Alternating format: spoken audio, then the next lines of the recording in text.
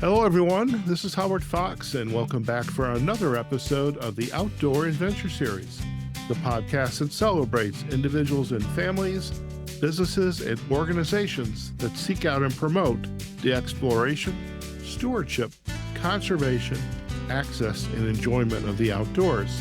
Teresa Bergen is our guest today. Teresa is a travel writer and a longtime sober person who helps others in recovery see the world without picking up a drink. She is also the author of the newly published book, Sober Travel Handbook, Navigating the World Alcohol-Free. Teresa, it's a pleasure to have you on the podcast. Welcome. Hi, Howard. Thanks so much for having me. I'm a big outdoors enthusiast as well, so I'm excited to be on your show. I love that. And I have to share, while I host the Outdoor Adventure Series podcast, I do not get outdoors and explore as much as some of my guests do. And as I was researching for this episode today, I'm thinking, this woman really gets out there and is going to some exciting places. And I also have to share, I was not lost on me that you were kayaking on the Chicago River. Good for you. I'm originally from Chicago, but Chicago's beautiful and it's so fun. Next time you get back there, you got to go kayak on it. I think that would be something definitely to do. The last time I was on a kayak, I literally was pushed out onto the water and tipped over. So I have this feeling. But in any case, this is all about you today because I want to hear all about you. First off, where are you located? Well, right now I live in Portland, Oregon. I've been here since the year 2000. And places I've lived before include California, various parts of California, and also a couple of places in Louisiana. Okay.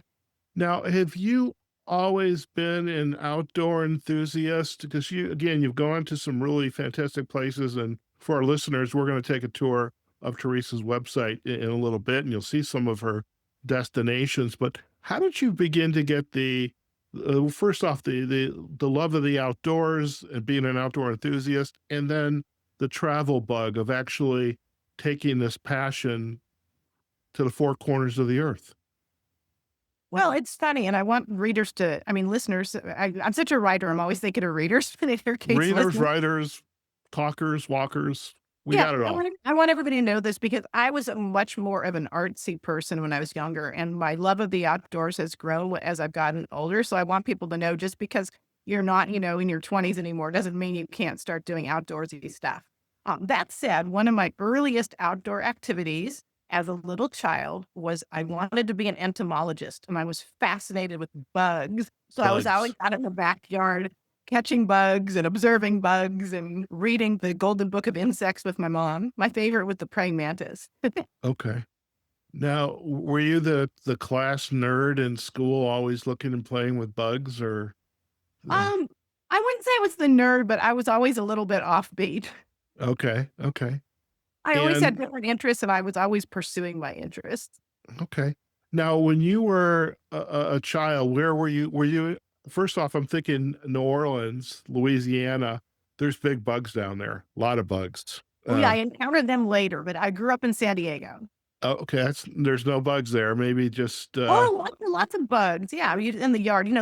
But sometimes you have to go looking for them. Like I had a pet lizard for a long time that one of our cats brought in and I rescued. And my mom and I spent many bonding moments going out and turning over rocks, trying to catch bugs to bring inside to feed to the lizard in his terrarium, live bugs, so he could, hunt them in the terrarium.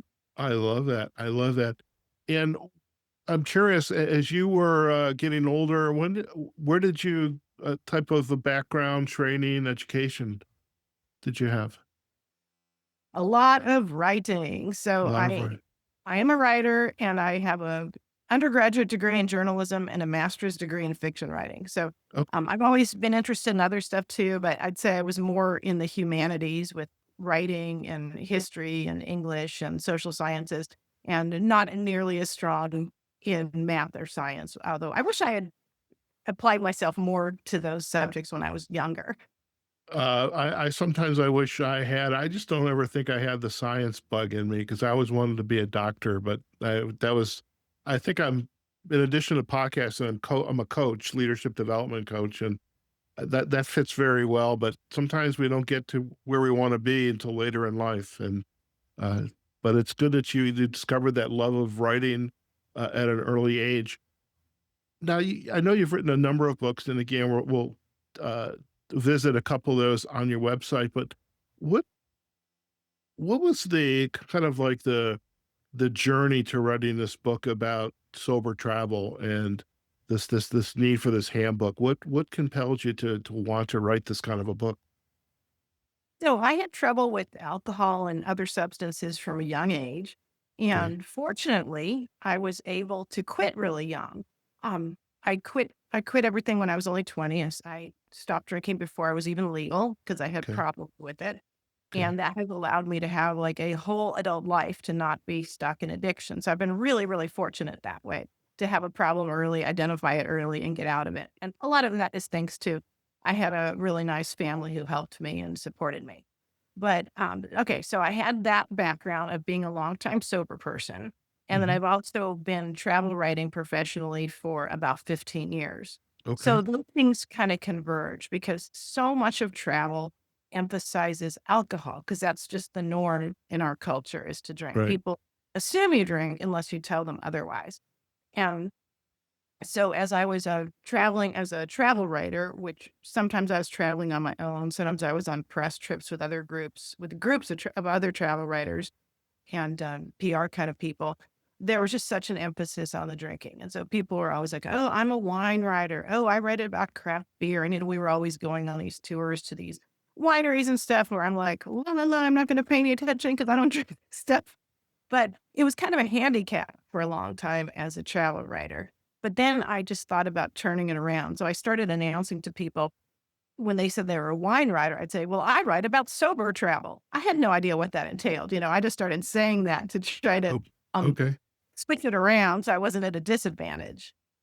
So I've been writing more about travel through a sober lens for maybe the last 8 or 9 years, and then started to think about maybe there's a book in this about 4 years ago. okay. And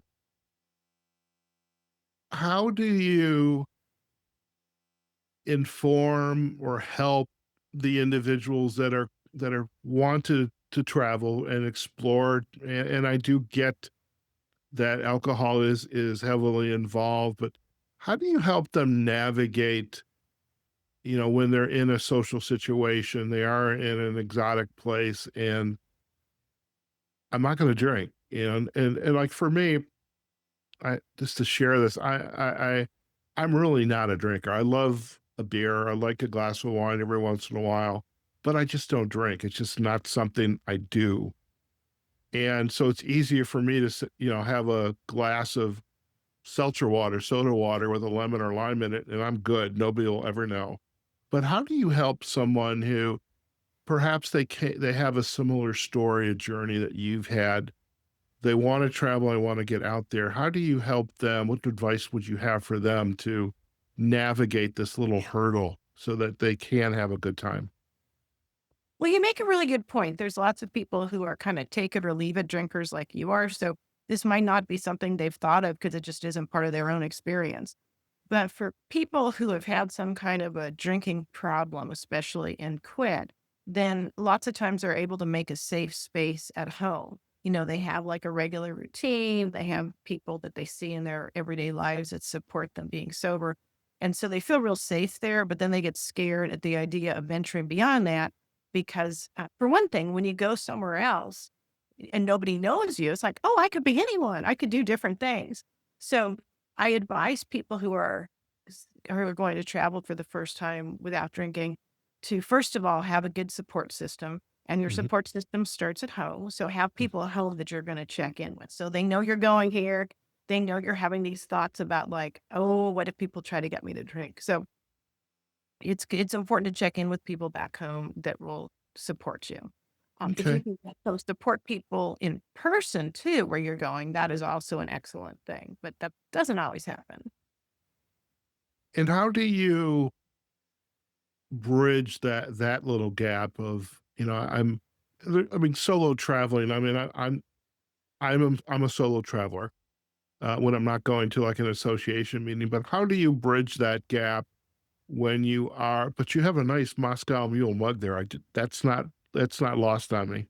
Oh, isn't this funny? I didn't even know this was our Moscow Mule when I first got it. I really like drinking out of copper and I think it's so beautiful. And so I drink my water out of this all the time. And I didn't even know until I think I saw one somewhere. I was like, oh, it's a special drink. It's a special cup for special drink. I think that's cute. Now, okay, in all seriousness, though, uh, the reason I know that, by the way, when the roommate and her boyfriend, they're into their whatever they're into. One of those is the Moscow Mule, and she brings out the mugs. Oh, isn't that cute? In any case, what techniques or advice would you give for the traveler? They're the solo traveler. They don't have that support system with them on site. What advice would you give to them for helping to navigate, which in my mind, it's an easy subject. Thank you, but I really don't drink. However, what advice would you give to someone who perhaps hasn't been able to articulate and feel comfortable saying, I don't drink? Practice it ahead of time. There are a lot of ways to say it, and you don't owe anybody an explanation unless you feel like giving them. You can just say, no, no, thank you. If you feel like you really have to give an excuse, you can think of some ahead of time, and it could be just something like, oh, it doesn't make me feel very good, or I have an early morning, or it doesn't, it's lots of times it doesn't respond well with it doesn't interact well with the medication. I mean, you can tell them the truth or you can make something up. It doesn't really matter, just to keep yourself safe here. Or you could say, no, I'm driving. There's a lot of, again, you don't have to give them any explanation, but if it's going to make you feel more comfortable to give them a short one, just make it short. Don't start telling them your life story. Sure.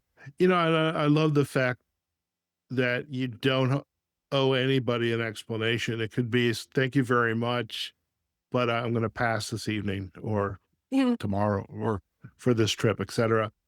When you are at an event, is that any different for you? And the reason I ask is, as a professional writer, travel writer, you probably get to go to a lot of like professional events where it's networking. There's, liquor is everywhere. Are there any different kinds of challenges there versus, say, you're just traveling from, you're in Rome or Bangkok or, Sydney, and there's liquor and you're saying no, versus, say, at this organized big event? How is that any different?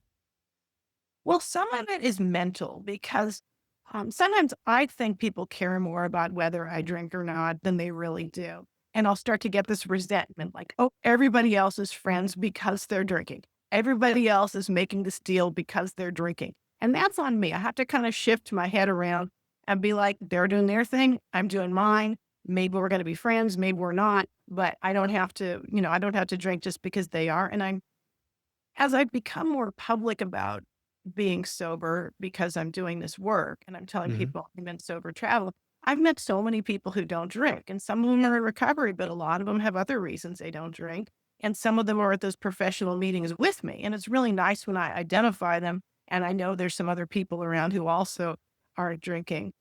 But before I started developing this area of work, I didn't realize that. And I did feel kind of, sometimes it was easy to get in this kind of pattern of, oh, feeling sorry for oh, poor me, I'm different because of this or that.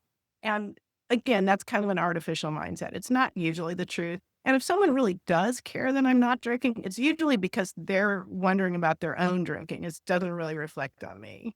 Hmm. I'm curious, and I certainly do not know the answer to this. And there's a lot of cultures where being invited into a home is a part of their upbringing, their DNA.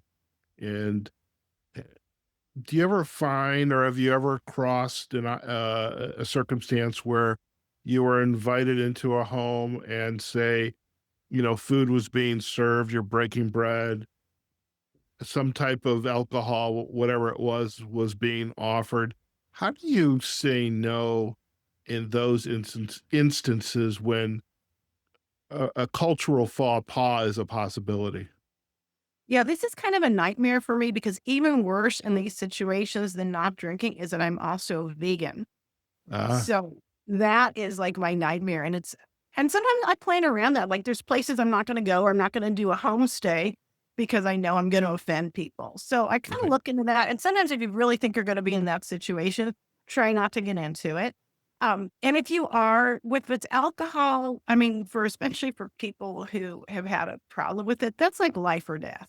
I Mhm. mean, I have had some chai before with milk in it because someone offered it to me. I'm like vegan. It's a preference. It's not going to kill me. But the alcohol, I'm definitely going to draw the line, and I'm going to say, I might just say I have an allergy, which is kind of true in a way. Like if you, if the drinking produces a really bad behavior in you, you have like a history of that happening. I mean, we can call that an allergy. It's not an outright lie, but I would probably say something like that. Like I really can't drink. Or you can also say it's your religion because people respect that lots of times. Sure. And there are religions that discourage or forbid drinking. Not that everybody, always obeys it, but there are religions. So you could say one of those things. You could say you have an allergy. You could say you have a medical interaction. You could say you have that your religion forbids it. Okay. And I mean, you're in Portland now. You're fairly close to some good wine country. Mhm. And do you do you ever get invited or have been invited to friends? Hey, we're going out to the vineyards and come on with us. There's a lot to see and do and hopefully eat. So I never say no to food unless it's something incredibly exotic. Like that's not, I don't want anything to do with it. But if I'm traveling, say with my friends and family, obviously I have my support system, but we're in a place that a vineyard, I can't help but want to, smell the aroma, taste, take a sip. How do we handle that type of situation? It really depends on what kind of non-drinker you are. So if you're a non-drinker because you just don't like alcohol, or maybe it's religious or a medical interaction, and you're not going to feel overly tempted, just go drink something else. All the wineries have really good food. Vineyards are beautiful. So Mm-hmm. sure, go with them. If you're someone who's in recovery, I would only go if I felt really secure. If I was newly in recovery, I'd be like, I'll give it a pass. I'll do something else with you another day. You have to sort of figure what's for me and what's not for me. I recently went to an event. It was a dry January event at a local winery, or, like an hour away from me in the Willamette Valley. It was very Sure. interesting. It was like a Yeah. different sort of thing for me. And they had all these de-alkalized wines. It Oh, was wow. very odd, but I participated. It was kind of interesting. And I think more wineries are making their own de-alcoholized wines now. So I Mhm. would call ahead if I was going to go and make sure there was something for me. And some of them will even let you bring your own drink if you're a non-drinker who's going with a group of people wine tasting. That sounds a little weird, but if you really want to go and participate. But again, if you're feeling kind of iffy and you're in recovery, just skip it. Okay. So I've got one last question, and then I'd love to take us to the website just so we can learn more about your work, and I know my listeners would appreciate that as well.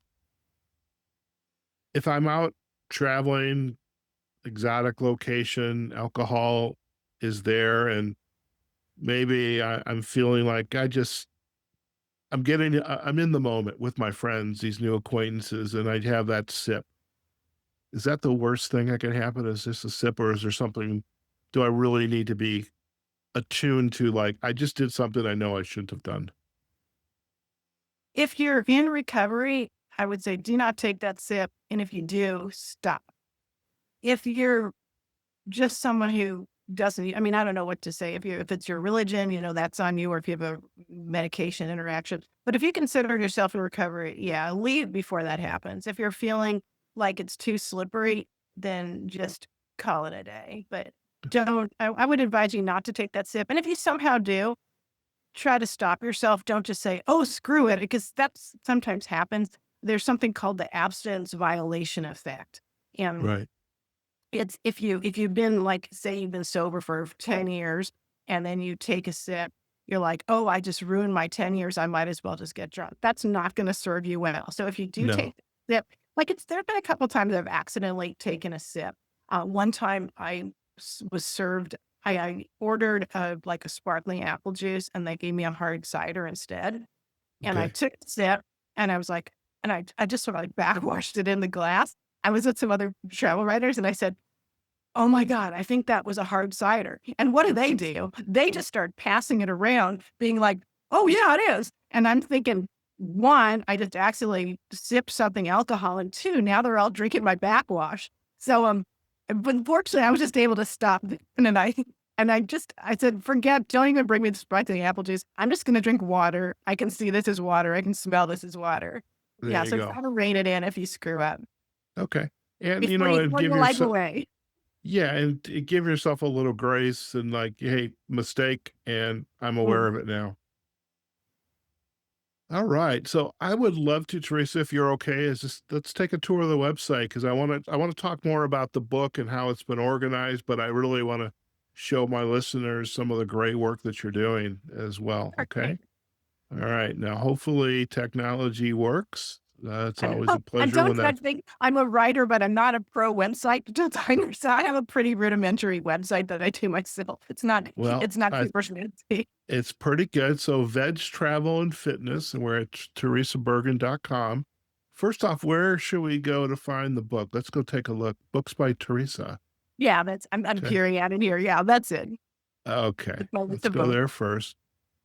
Sober Travel Handbook. And well, I love the photo. Is this your photo? No, my publisher put that on. It's really pretty, isn't it? Yeah, I love I'm that. a big water person, so it's the kind of thing I like. It's ever, and you're near water too, so it's not too bad.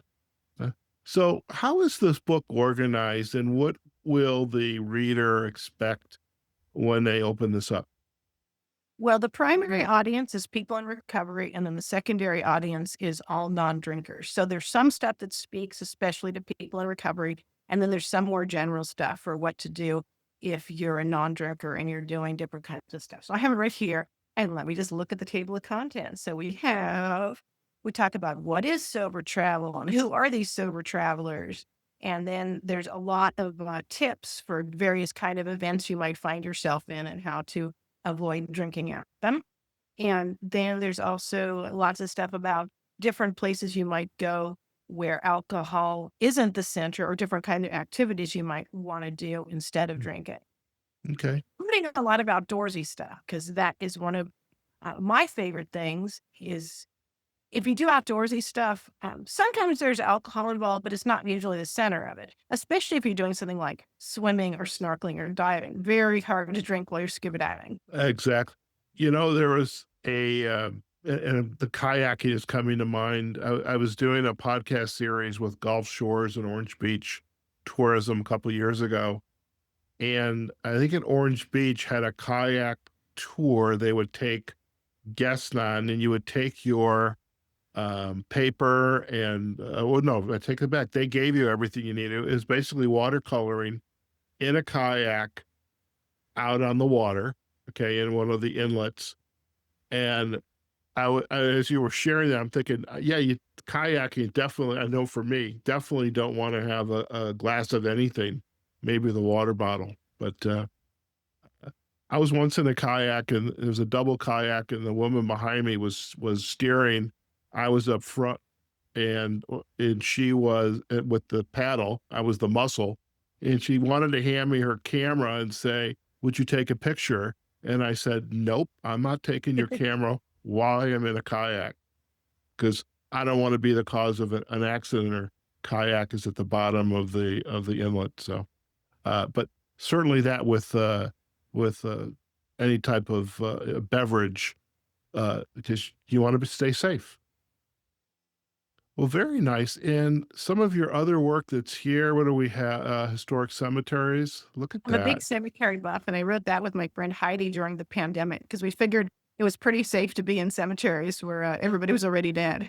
There you go. I love it. I love it. That's a Transcribing whole oral history. that's a whole different branch of my life. That I also work in oral history. Doesn't have anything Okay. to do with travel. But here Okay. we go. This one is more relevant probably to your listeners because this book has 100 easy outdoor things to do around the Portland area. Oh, I love it. That's a very big popular genre is 100 things to do somewhere before you die. That's what the series is called. But I Yeah, like my that. book is also the one I'm working on right now is totally playing off that, and it's called 100 Places to Visit Sober in the U.S. Very and Canada. nice. Very nice. And you're also a yogi. Yeah, yoga teacher. I wrote that as tried to be kind of a basic intro to yoga philosophy. And I was teaching a lot in gyms at the time, and people wanted the flexibility, the de-stressing, and a little of the philosophy to improve their lives. But it wasn't like they wanted, it wasn't like they wanted to learn Sanskrit or something. So I tried to just sort of distill it down to easy to understand stuff.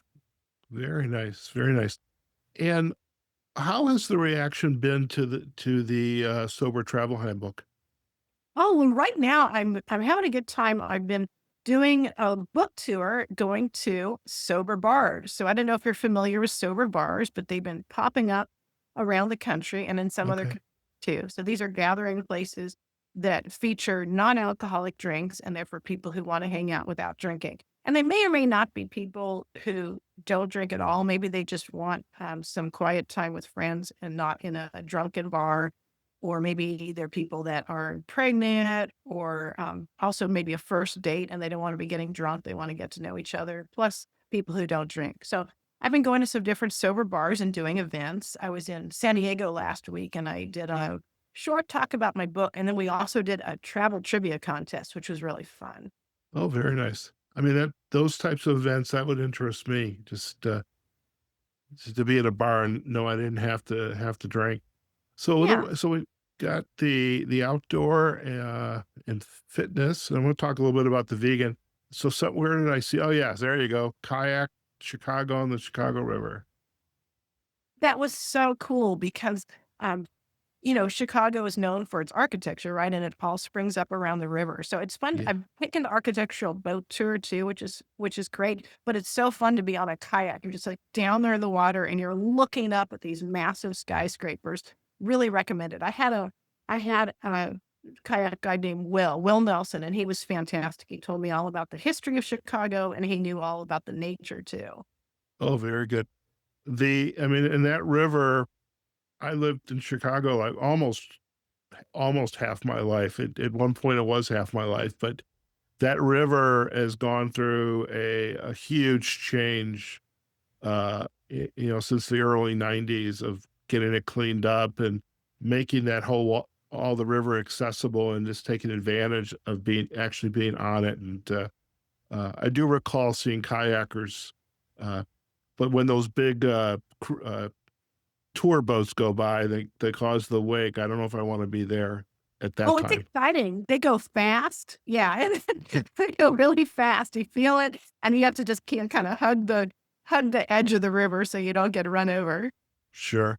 Now, as a sober traveler, when you are out either for your own pleasure or producing your own content, or even, I guess, producing content for a client, where are some of the places you have enjoyed visiting the most? Oh, well, as far as the sober part, a lot of outdoorsy places. So, like, I got a chance to go raft the Grand Canyon a couple of years ago. My husband got to come too. It was fabulous. We went, I think it was 180 miles of the Colorado River in a week. So there were a Oh few boy. people that brought some beer along, but when you're getting up at 5:30 in the morning and rafting all day, it's not like you want to be really drunk. So it was pretty minimal drinking and was all about the nature and the rafting and the family fun. So Okay. that was one. And then also, I've enjoyed going places where there's just not a lot of alcohol. Like, I had a really good time when I went to Jordan and I got to see the Wadi Rum Desert and the famous city of Petra and, stuff like that. That was really cool. And hardly Uh, anybody drinks in Jordan because it's mostly Muslim. right, right. I'm noticing here the kayaking, the Ottawa River. I do a podcast with a gentleman. We do like 2 episodes a month. He's an expert in technology solutions or international standards. But he goes ice skating with his wife on the Ottawa River when Oh, yeah, yeah. in the That's winter. what they do. And that's what they do in the winter. I was just there last year. When was it? I was either August or September, and you could still kayak and you could still swim. So they have this fabulous like river swimming pool that you can go in the summer. Um, it's like they have floating piers that mark off a rectangle, but it's really part of the river. It's kind of trippy because you sort of feel like you're in a pool, but there could be fish too. Sure.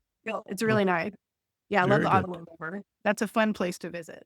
Definitely. Well, there's actually good coffee shops up there. That's my, I would say my, uh, I wouldn't call it a weakness. I call it a passion. I love coffee, but Me too, I drink a lot of good coffee. yes, When I and live in life is, Portland, you have to drink coffee here, yeah, and life is too short to drink bad coffee.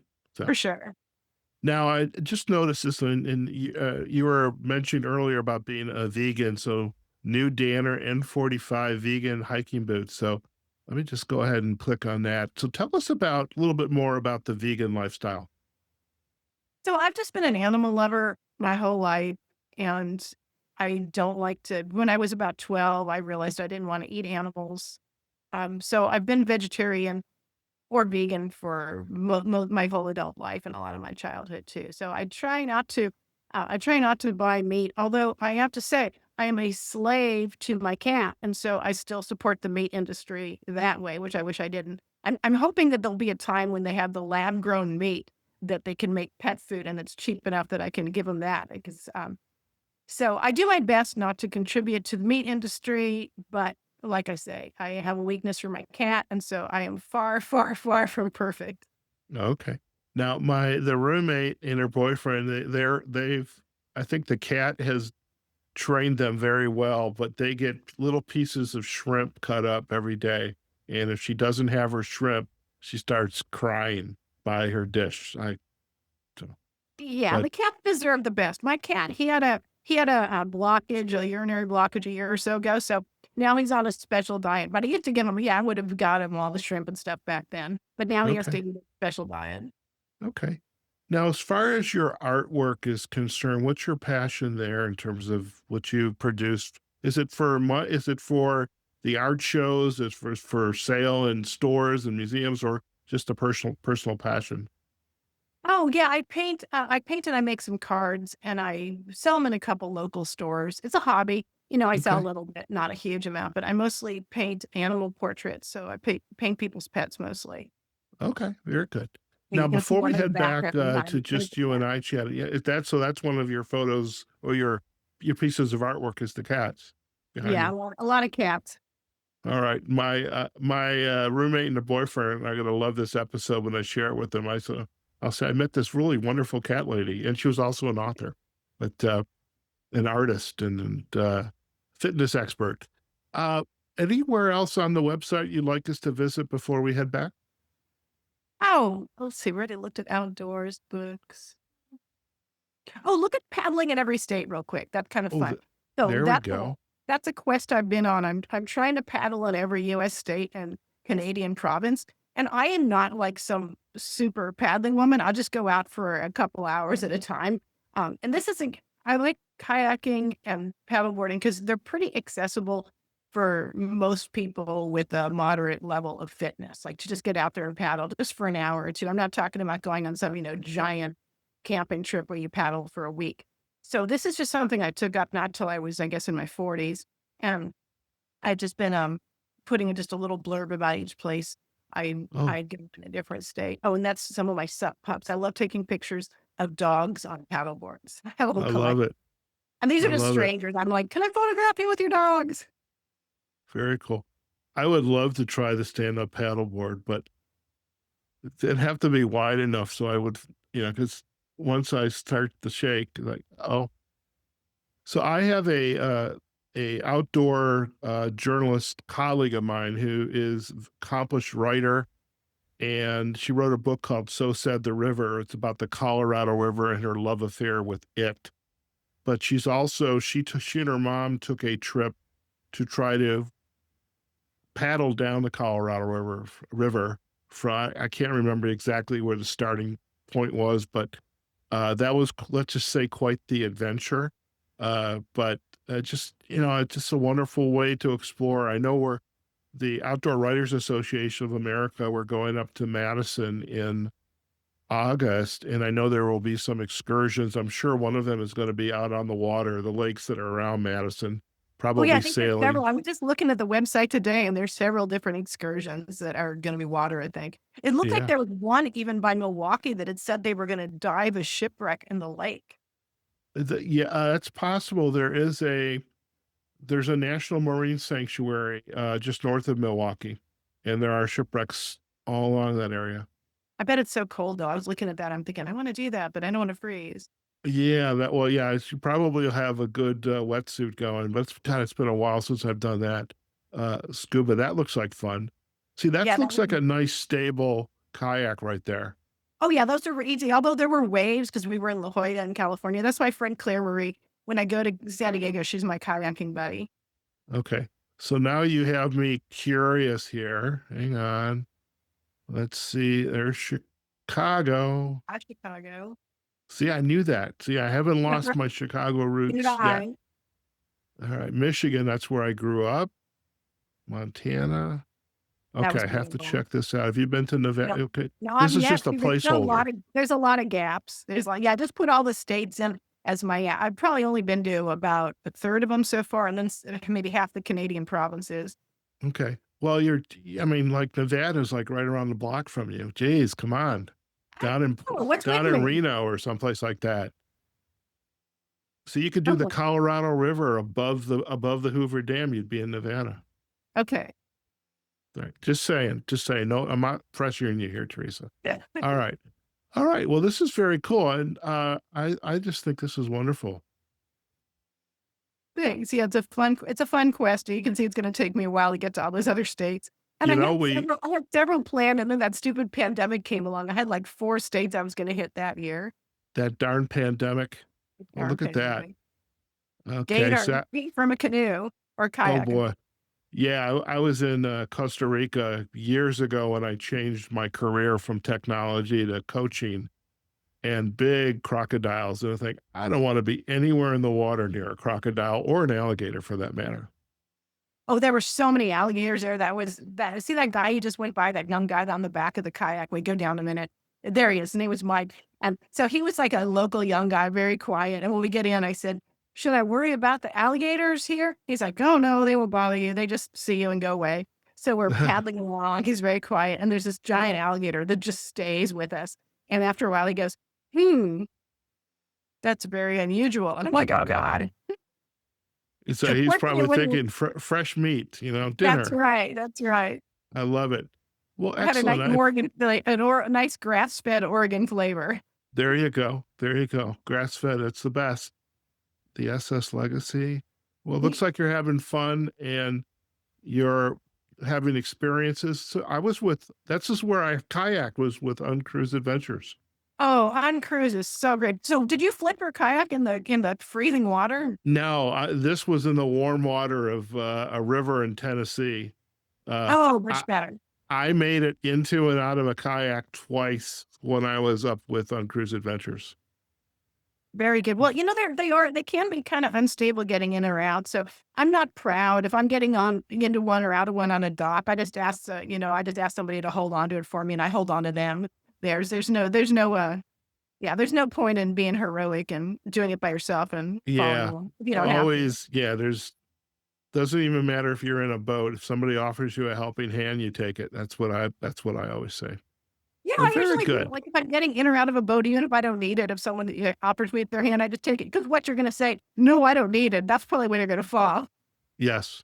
Well, that's what I loved about Uncruise is when you were going into and out of a skiff or the kayak, you always had helping hands. So I love Yeah, them. they're a great company. I love them. I've been with them Yeah. a couple times.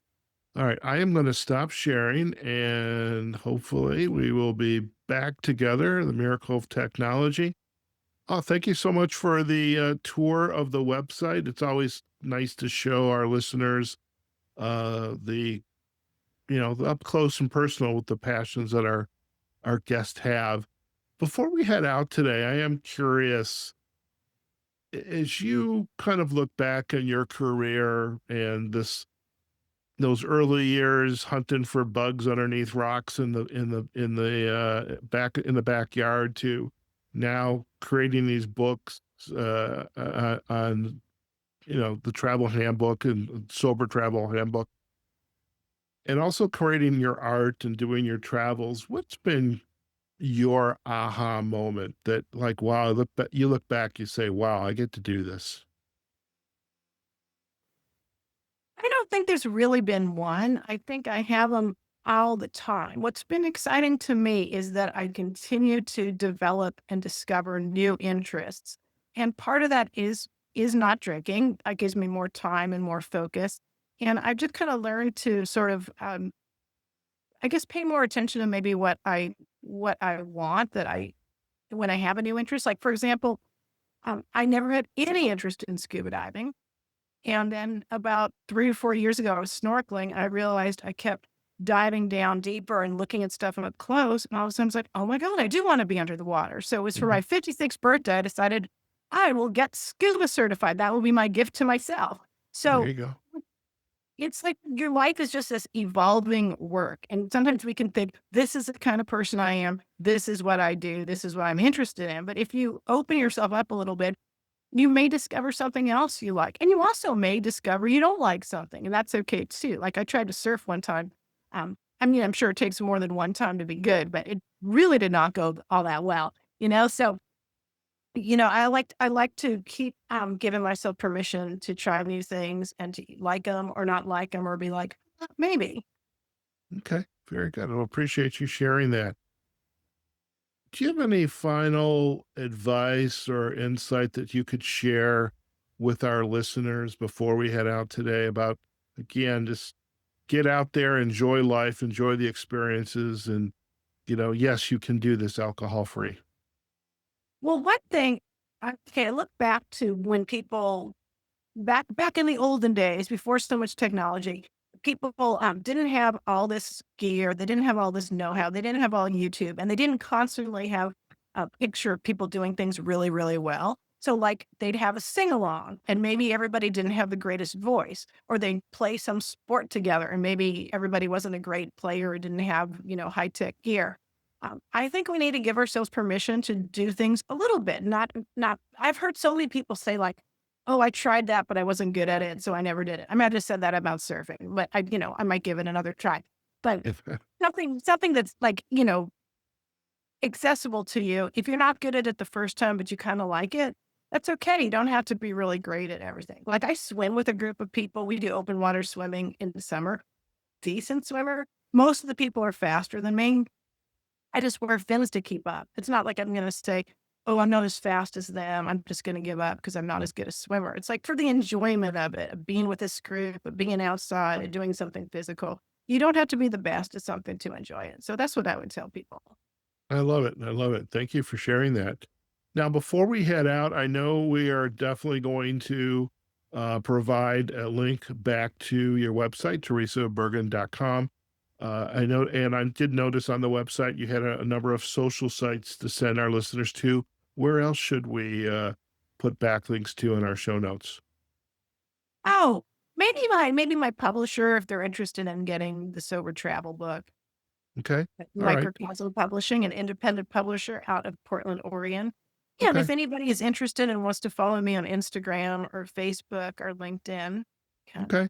Very good. We'll provide those backlinks and you'll send me the URL for your publisher and we'll have those in our show notes. Teresa, Okay. it's been a pleasure to have you on the podcast. I'm glad we met through Podmatch. I should have mentioned that earlier when we did the introduction. It's a great site to find some really cool guests, and I'm so glad we crossed paths with each other and finally were able to get a date set. So thank you so much for joining me today. Thank you, Howard. It's been really fun talking with you. Excellent. Listen, stay in the line. We're going to do a very quick close, and then you and I can have a final chat. Okay. All right, folks. We have just been chatting with Teresa Bergen. She is a travel writer, outdoor enthusiast, author, vegan, yoga instructor, and just the world is definitely her oyster. She is definitely the an accomplished author, and her latest book, Sober Travel Handbook: Navigating the World Alcohol Free, is a must read if either yourself or someone in your life would benefit from traveling sober free and or alcohol free for that matter. We're going to provide all the backlinks of Teresa's work and her website, social sites in our show notes, as well as her publisher's website as well. As for us, you can find this episode up on our website at outdooradventureseries.com. We're also on LinkedIn and Facebook on the Outdoor Adventure Series. Just do a quick search. The video of this episode, which will include navigating Teresa's website, will be up on our YouTube channel. And of course, you can listen to this episode wherever you get your podcast from. Until next time, wherever you are, whatever you're doing, go out there and have a fantastic day. And we look forward to having you join us on a future episode of the Outdoor Adventure Series podcast. Take care now.